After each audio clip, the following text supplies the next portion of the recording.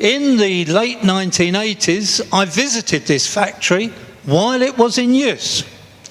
And the owner, who was the grandson of the founder, he said to me, when my father retires from the business, I'm not going to continue with all the hassle of employing workers and paying taxes and all that. Just look at this site, Dave, he said to me. He said, it borders onto two rivers. Over one side is Kew Gardens, the historic botanical gardens of London. And over the other side is a huge park owned by the Duke of Norfolk.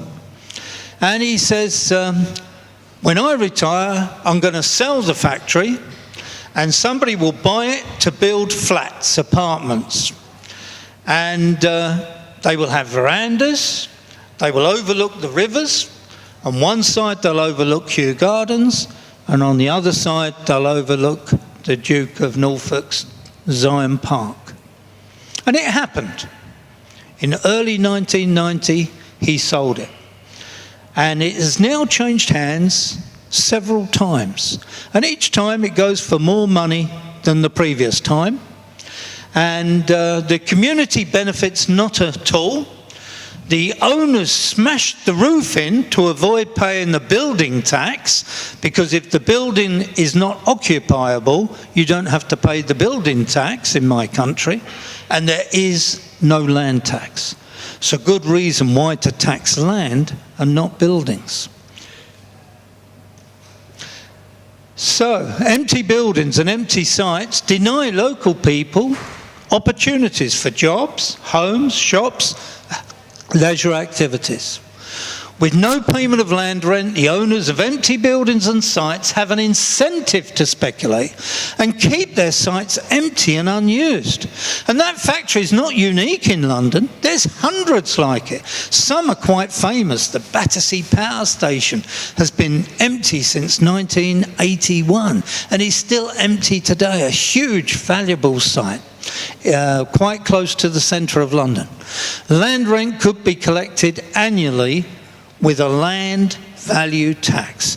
That is, the land to be valued for its optimum permitted use. Optimum in terms of what the market would like to use the land for. Permitted use in terms of what the community, through its elected representatives, allow the site to be used for. So, for example, if the community says, yes, we need an office block and lots of employment, and they give planning use for a 20-storey office block, somebody might build a 5-storey office block. But the land rent collected would be on the basis as if they built a 20-storey. It incentivises the owners of land to put it to the best use. But if, on the other hand, the community said, we want an urban farm. I started an urban farm in London back in the 1980s when I was leader of my local borough council, a council with 210,000 population. And we had a site that was near to Heathrow Airport. It could have been used for warehousing or an airline's office. But we chose to build a farm for children to come and see animals that in a city environment you wouldn't normally see. And the farmer was good, and he started breeding rare sheep and rare pigs, Vietnamese pot-bellied pigs and things of that nature. And children still love it today, and so many years later. But if the planning permission is for an urban farm, the optimum use of that site might be 20 cows and the rent arising from the milk product of 20 cows. So somebody choosing to keep only 2 cows would still have to pay the rent as if they had 20 cows on the farm. One of the benefits of taxing land wealth in towns and in cities is that it gets put to use. And that means you can avoid urban sprawl. You can see London, the grey area, halfway down on the right-hand side. But in all these other towns, many, many miles from London, people commute every day to get to work in London. Every day. Far better that London should be more compact. It doesn't need to spread out. When you spread out, you build perhaps a new town. You have to provide schools, hospitals, police, fire service, roads, railways, all that extra expenditure. Far better to have more people living in your towns and your cities, utilising the idle sites, some for production and some for leisure. With the introduction of a land value tax at a high enough percentage, it means that land prices, the selling price of land, comes down. So it becomes cheaper for a local authority. We heard yesterday about the need for housing, for subsidised housing. Well, the first thing you need when you're going to build a house is a piece of land to build it on. The cheaper that piece of land is, more houses that can be built of the same quality. And so therefore, by taxing land values, landowners will not keep their land idle. Imagine you owned a piece of land and you were paying £1 million a year land tax on it. You'd want to get an income of at least £1 million to pay the tax. And by putting it to use, you create jobs, which in turn create services and goods that people require. And the whole theory of economic rent has been supported by the classical economists, and as we've already heard in this excellent conference, ignored by many of the neoclassical economists that advise governments and authorities today. I was at a conference in London, Ontario in Canada, and they had an open mic session where anybody for 5 minutes could come and take the microphone and talk to the people at the conference. And I usually say a professor from New York got up to use the mic, and it was Bill Batt, who's sitting here. He got up and he said, I teach economic rent to my students at the university, but I don't know how to explain it to the layperson in the street. And a very elderly gentleman got up. His name is Everett Gross. You see it in the bottom right-hand side. And unfortunately, he died about 3 years ago. And he struggled. He was in his 90s. He struggled to the rostrum. He had 2 hearing aids, 2 walking sticks, and he got up to the rostrum and he told this story. He said, I come from a small town in the United States. I explain economic rent without using the word economic and without using the word rent. What I say is a gentleman, that's the bloke on the left, comes to my town to build a factory.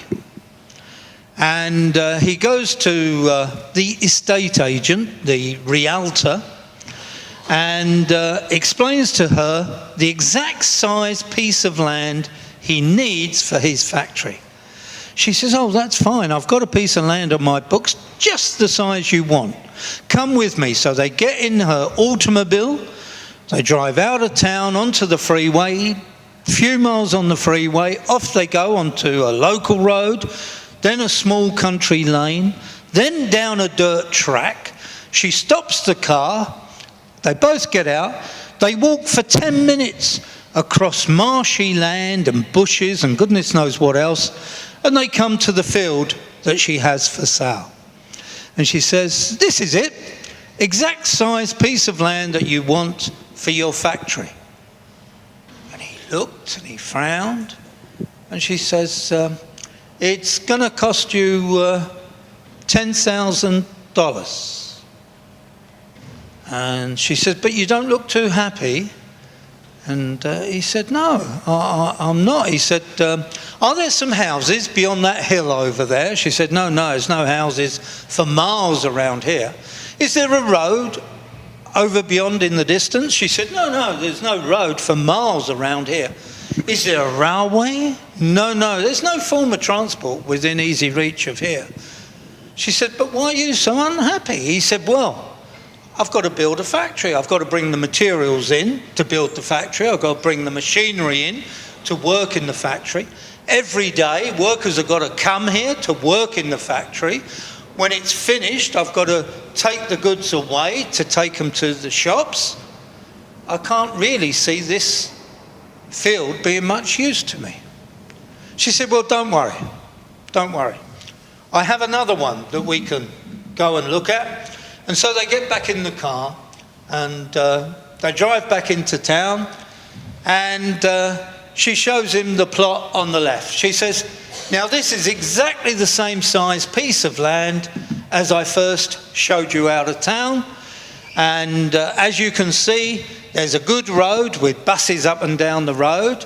There's a railway, a good station. Trains go all over North America. There's good policing in this part of town. The police are up and down every 5 or 10 minutes, so there's very, very little crime. There's a housing estate with houses for sale and houses for rent.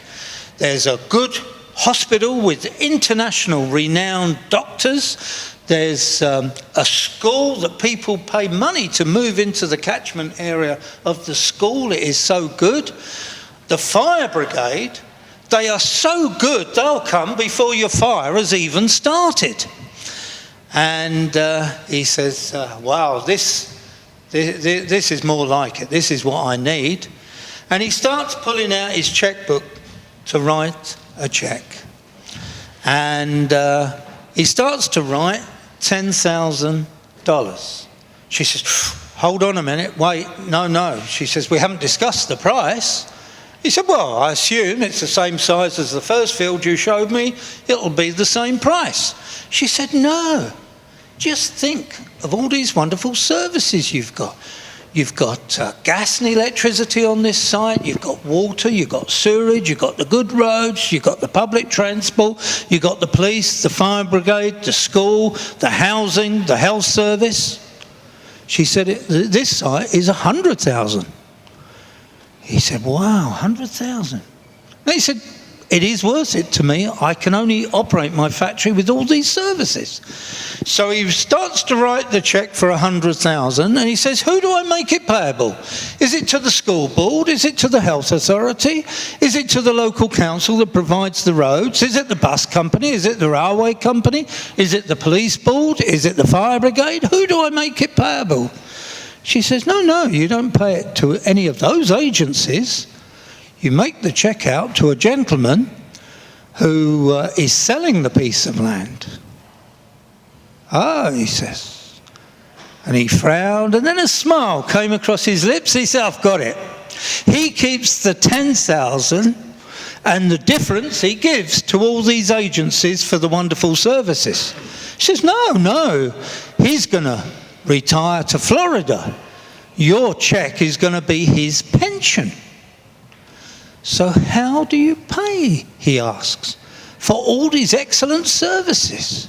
Well, we wait till you built your factory, and then we charge you a building tax, and you employ workers, we charge you a tax on the wages that you pay the workers. You sell your goods, we charge you a sales tax on the goods that you sell. But he says, that's not fair. I'm now having to pay twice. I pay once to the gentleman who's going to retire in Florida, and then I have to pay again in the taxes that burden my production. And that is my complaint. That is what is wrong with our systems. We all pay twice.